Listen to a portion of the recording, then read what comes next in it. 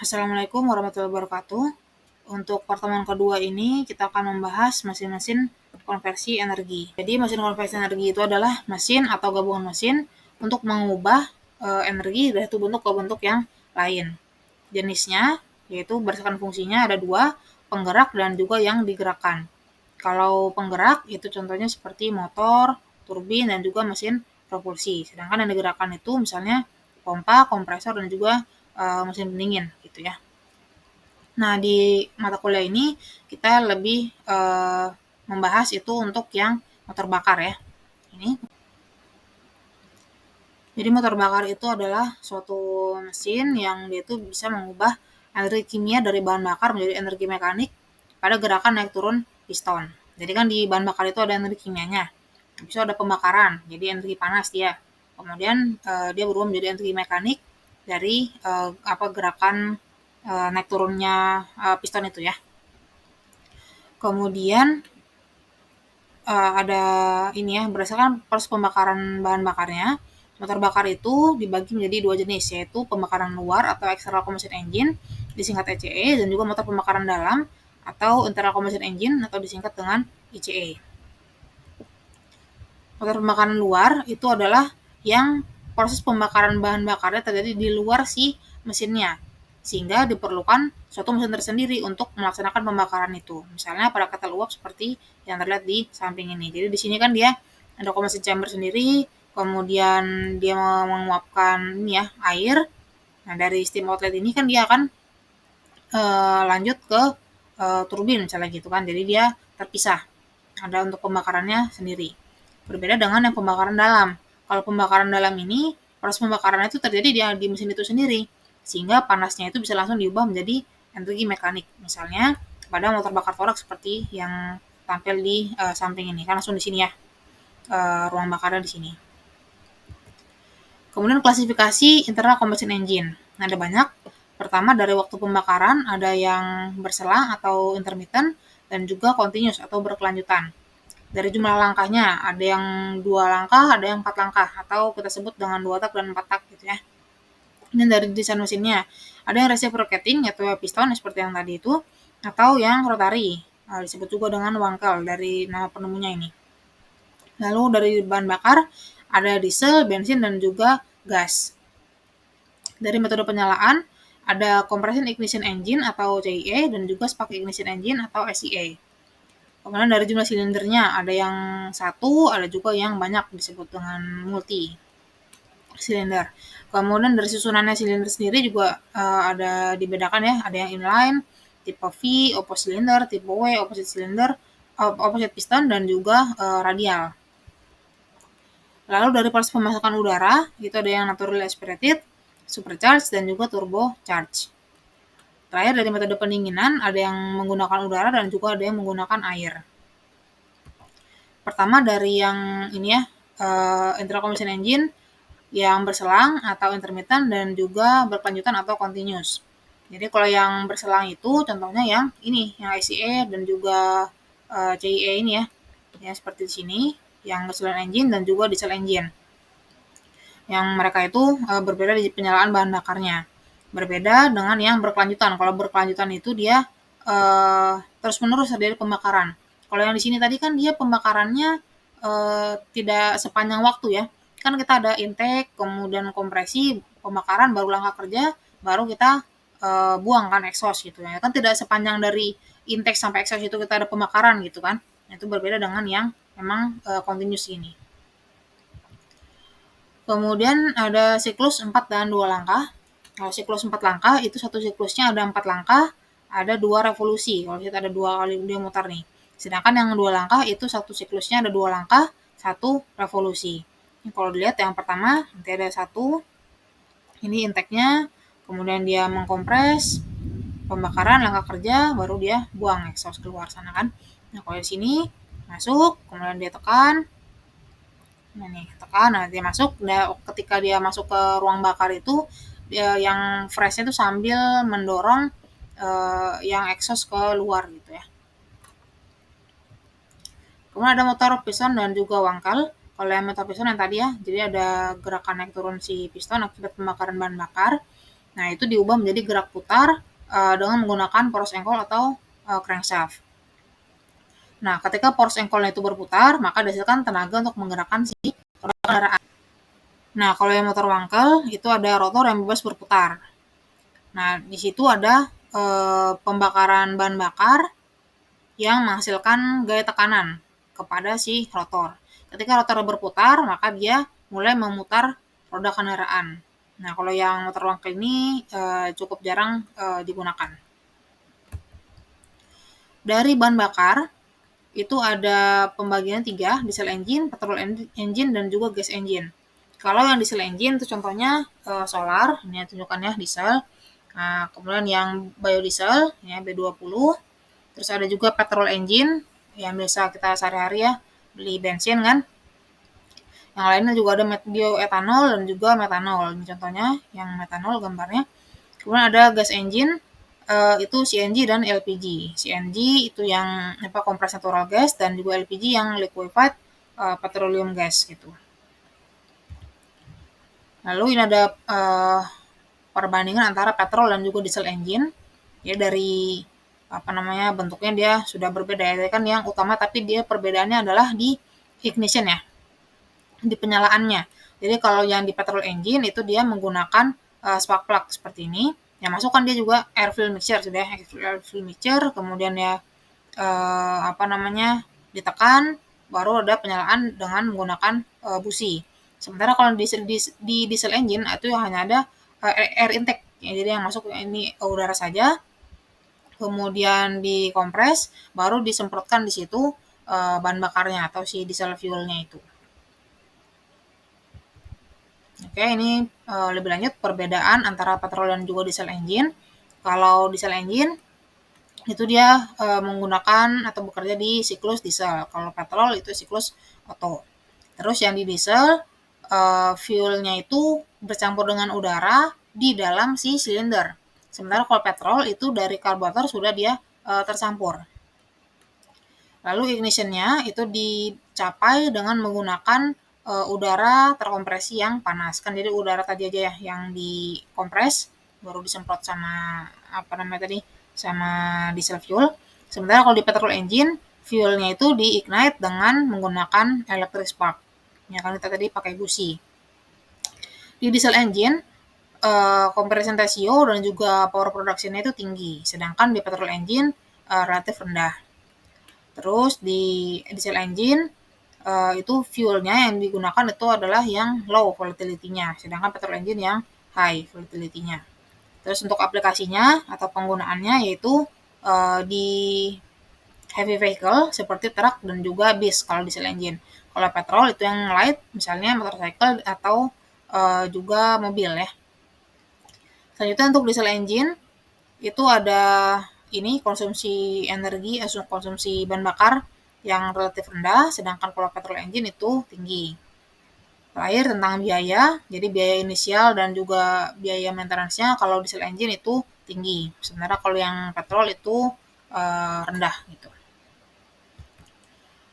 Berikutnya yaitu dari ini ya, klasifikasi internal combustion engine bagian penyalaannya.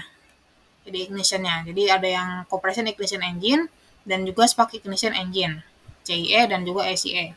Kalau yang CIE itu dia pakai solar dan tidak membutuhkan peralatan tambahan untuk menyalakan bahan bakarnya.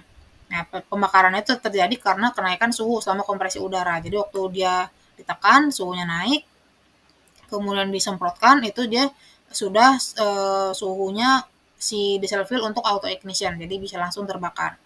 Nah, sementara yang di SIE itu dia menggunakan bensin dan juga dia membutuhkan peralatan tambahan berupa busi untuk menyalakan si bahan bakar. Bahan bakar udah campuran ya, itu air fuel mixture. Kemudian untuk SIE, siklus idealnya itu adalah siklus Otto. Yang di sini ada dua gambar, atas dan bawah ini ya. Kalau yang atas ini adalah untuk spark ignition engine 4 langkah yang aktual. Ini gambar yang aktualnya seperti ini, dan ini adalah yang idealnya.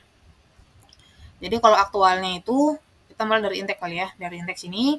Jadi ada air fuel mixture masuk, ya kan bergerak nih si pistonnya dari top dead center ke bottom dead center. Ya, kalau di gambar yang grafiknya sini, diagramnya dari sini bergerak nih dari TDC ke BDC. Dia intake. Kemudian melakukan kompresi kan berikutnya. Setelah langkah kompresi, dia naik nih. Si pistonnya naik dari bottom dead center menuju ke top dead center. Dia naik, bergerak kan dari sini ke sini. Dia menekan, kemudian terjadi ignition. Di sini ya, ignition, penyalaan oleh si busi. Nah, penyalaan kemudian terjadi langkah kerja atau power. Ini kan langkah kerja atau ekspansi juga bisa disebut. Jadi dia mendorong si piston dari posisi TDC ke BDC. Jadi naik, ekspansi dia menuju ke BDC lagi. Nah, kemudian exhaust valve-nya itu terbuka sehingga exhaust gas-nya itu bisa didorong keluarnya. Ini kan dia naik nih. Exhaust stroke langkah buang itu dia naik dari bottom dead center menuju ke top dead center yang terbuka sehingga bisa keluar tuh si exhaust gas-nya. Baru lanjut lagi intake kembali. Ini ya yang tadi exhaust valve terbuka, baru dia mendorong ke luar sana. Jadi dari bawah ke atas dia bergerak mendorong si udara atau gas buangnya itu keluar dari ruang bakar. Baru dia kembali lagi melakukan intake seperti itu. Nah, kalau yang di siklus ideal otonya itu di sini kita ada compression dan itu dia air fuel mixture. Nah, di sini dia digambarkan dengan air saja.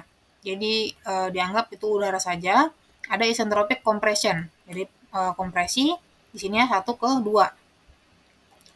Ditekan, kemudian itu kan tentunya tekanannya akan meningkat. Ya, bergerak dari PDC ke TDC.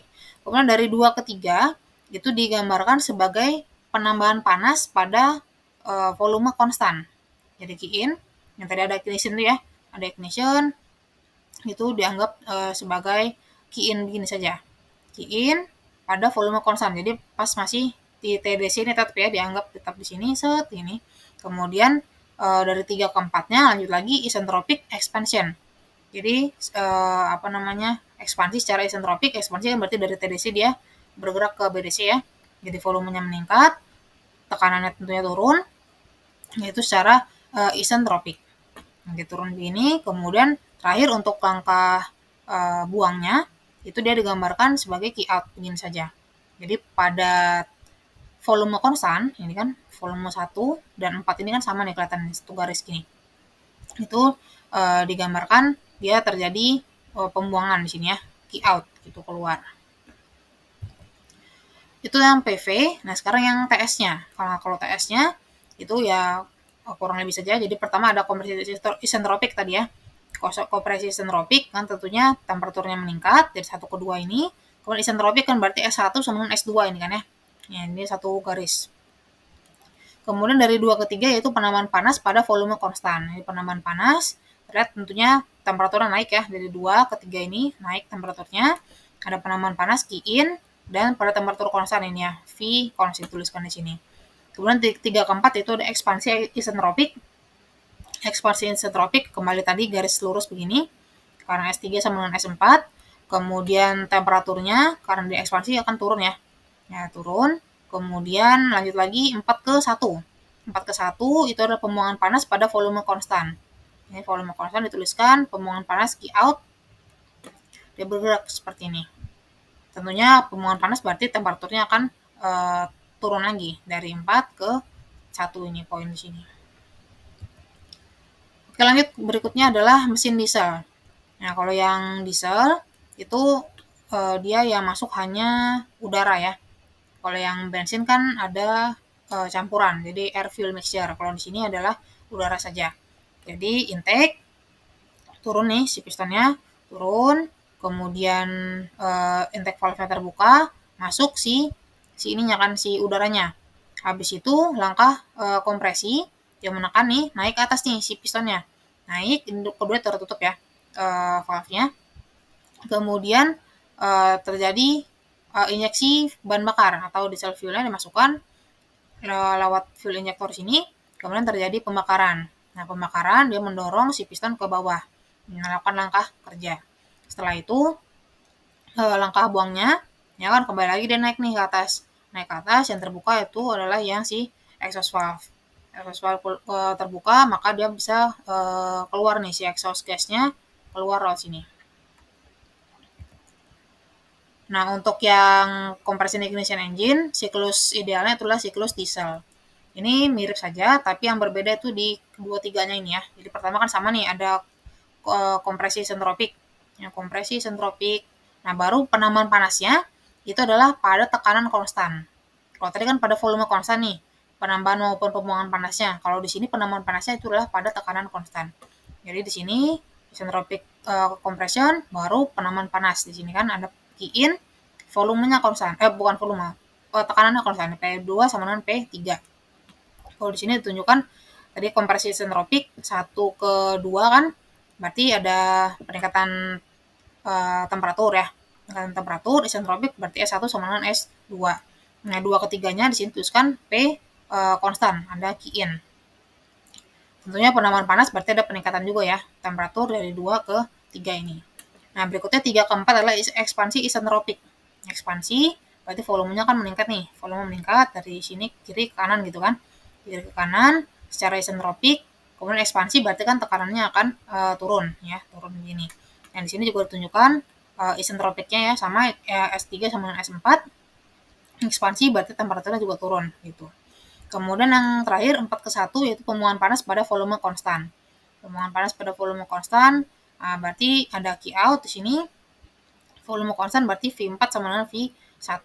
Nah, kalau yang di sini ditunjukkan 4 ke 1 baru ada V konstan, ada Q out di sini. Itu tentunya kalau misalnya pembuangan panas berarti temperaturnya akan turun dan juga tekanannya juga akan turun seperti itu.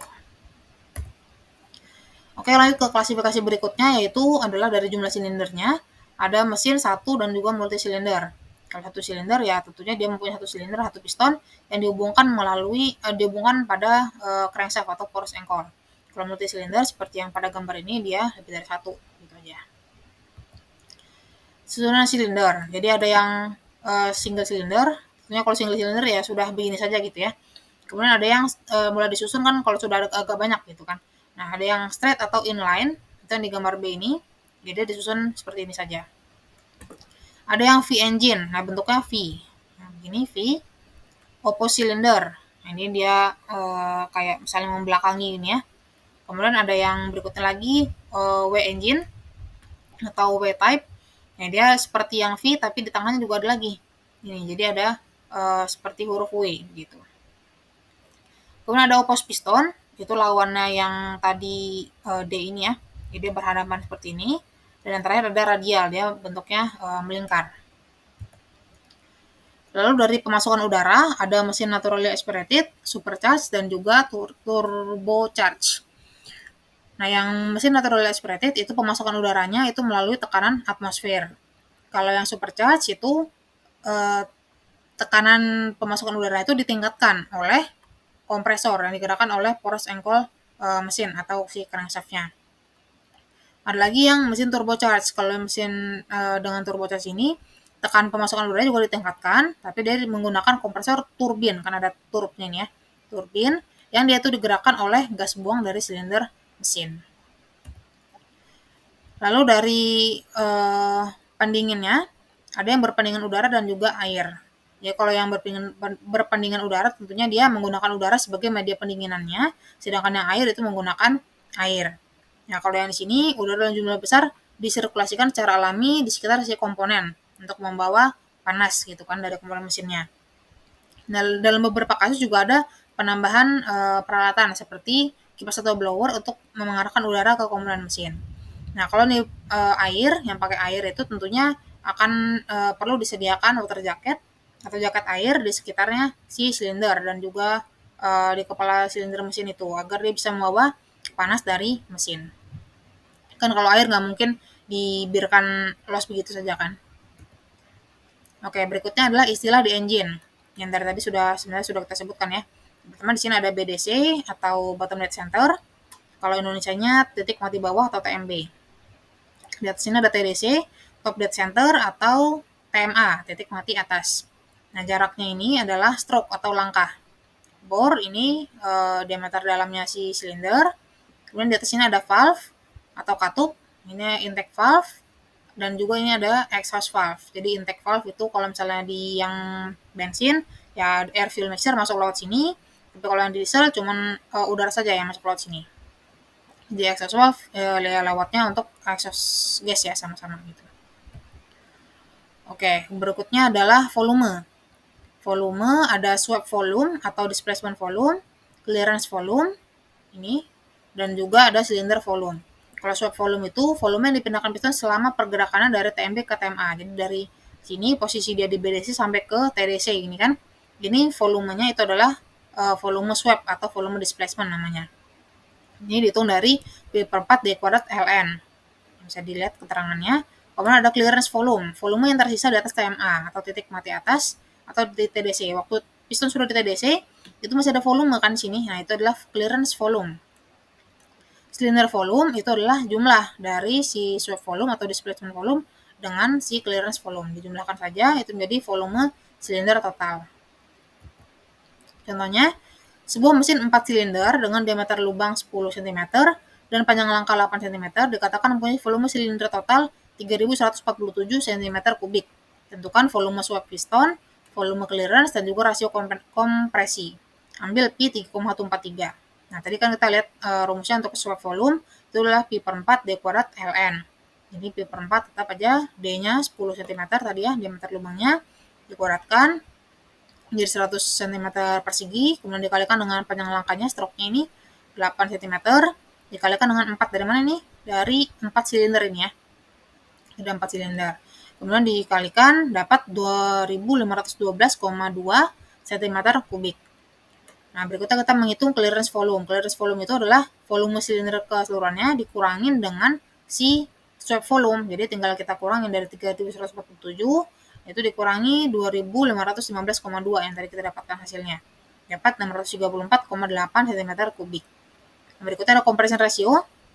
Itu adalah volume maksimal per volume minimal. Maksimalnya kan yang total ini ya. Totalnya itu adalah 3.147 dibagi dengan yang minimalnya yaitu yang clearance volume.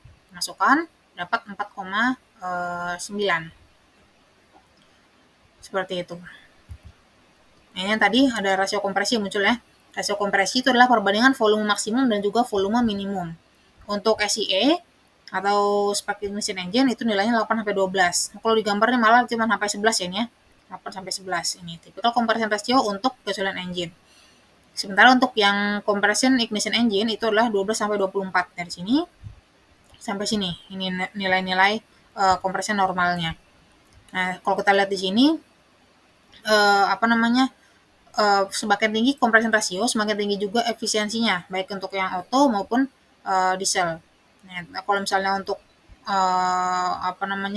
compression ratio yang sama, itu yang auto sebenarnya lebih efisien. Hanya saja kita perlu ingat kalau misalnya yang di auto itu dia atau yang di motor bensin ya, di motor bensin itu dia dibatasi compression rasionya karena dia itu bisa terjadi kita nggak mau dia sampai terjadi auto ignition seperti yang di yang di diesel gitu kan. Nanti kan dia akan terjadi knocking yang itu akan menimbulkan kerusakan pada komponen seperti itu. Nah, ini yang tadi ya. Jadi dari volume maksimumnya itu kan total cylinder volume minimumnya itu yang clearance volume. Oke, kemudian untuk engine 4 dan 2 langkah itu disebutkan seperti ini. Jadi rasio kompresi VS tambah VC per VC. Tadi VS-nya kan ini volume swept-nya, kemudian ditambah dengan volume clearance, baru dibagi dengan volume clearance seperti yang tadi. Nah, ini yang beda atau tambahannya ini yang kalau di 2 langkah, kalau misalnya di 2 tak dengan port transfer, ada port transfer di sini. Nah, kita mulai ngitungnya itu yang di sini.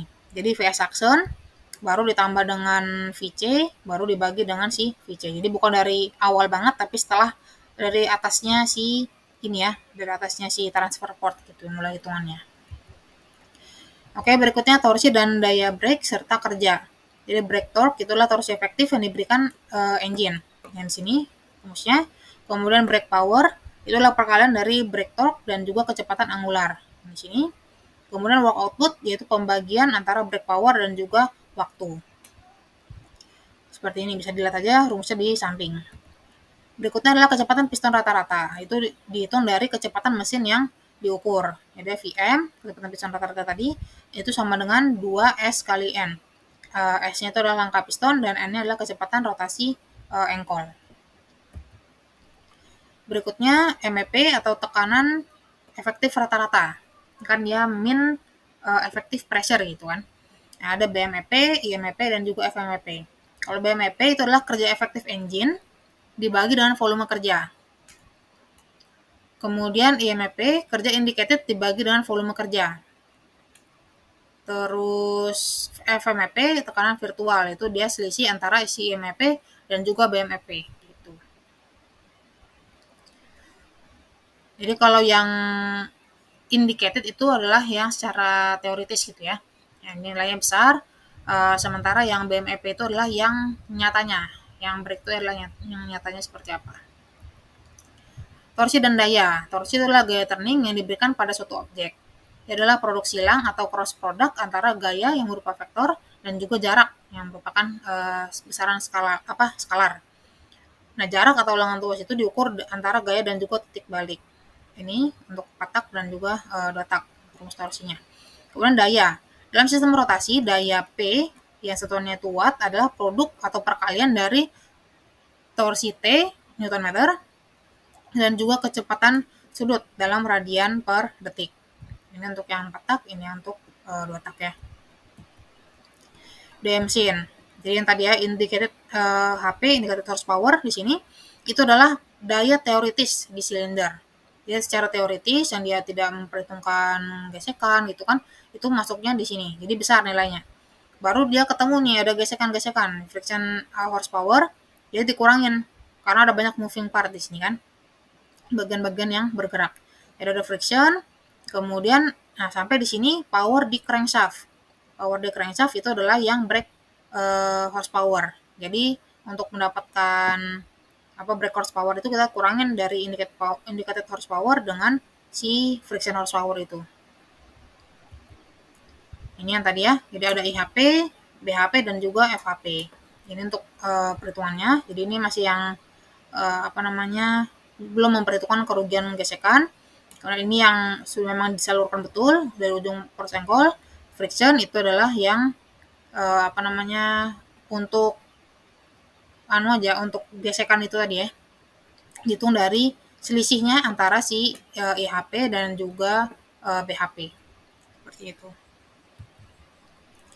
Kemudian tentang efisiensi. Jadi ada efisiensi itu kan output per input. Nah, inputnya di sini kan kalau dari bahan bakar ya. Kalau dari bahan bakar, outputnya itu dia nggak langsung keluar 100% juga, tapi dia ada banyak kerugian pada sistem pendinginan, kemudian ada gesekan dan lain sebagainya, sampai daya mekanis yang dihasilkan hanya sekitar 30% di sini ditunjukkan. Ini ya tadi ya efisiensi rasio output efektif terhadap input yang diberikan. Ada efisiensi efektif, indicated dan juga mechanical. Nah, kalau yang efektif efisiensi itu mengumpulkan efektif break work dengan energi bahan bakar yang disediakan. Nilainya itu mencapai 50%. Yang indicated efisiensi mencapai 60%, sedangkan mechanical efisiensi itu tergantung kecepatannya ya. Kalau misalnya untuk mesin otomotif modern di kecepatan rendah dia 90%, tapi kalau kecepatan tinggi dia turun jadi 75%. Ini rumus-rumusnya. Kemudian ada konsumsi bahan bakar spesifik atau specific fuel consumption. Itu adalah laju energi bahan bakar atau aliran bahan bakar per unit kerja atau daya output diukur pada test bed. Jadi ada BSFC, ada juga ISFC. Nah, ini yang break specific fuel consumption seperti ini dan indicated specific fuel consumption seperti ini. Nah, kemudian ada air fuel ratio atau rasio udara dan bahan bakar. Nah, rasio antara udara dan bahan bakar itu adalah merupakan faktor yang penting yang mempengaruhi kesempurnaan pada proses pembakaran di ruang bakar. Nah, kalau misalnya proses pembakaran sempurna itu AFR-nya 14,7 banding 1 atau kita sebut dengan stoichiometry. Artinya apa? Artinya campuran memiliki perbandingan 14,7 udara dan 1 bahan bakar. Jadi kalau misalnya 1 gram bahan bakar, dia butuh 14,7 gram udara gitu. Oke, berikutnya ada AFR kaya dan juga miskin. Kalau kita punya terlalu banyak bahan bakar, itu kan itu jadinya AFR yang kaya. Sedangkan kalau yang terlalu sedikit bahan bakarnya itu jadi AFR miskin gini ya. Campuran yang kaya itu akan meningkatkan pemakaian bahan bakar alias jadi boros. Ini ada emisi juga. Emisi hasil pembakaran berupa karbon. Hasil pembakarannya itu yaitu asap pada gas buang akan berwarna hitam. Nah, dan lama-kelamaan akan juga terbentuk kerak pada ruang bakar.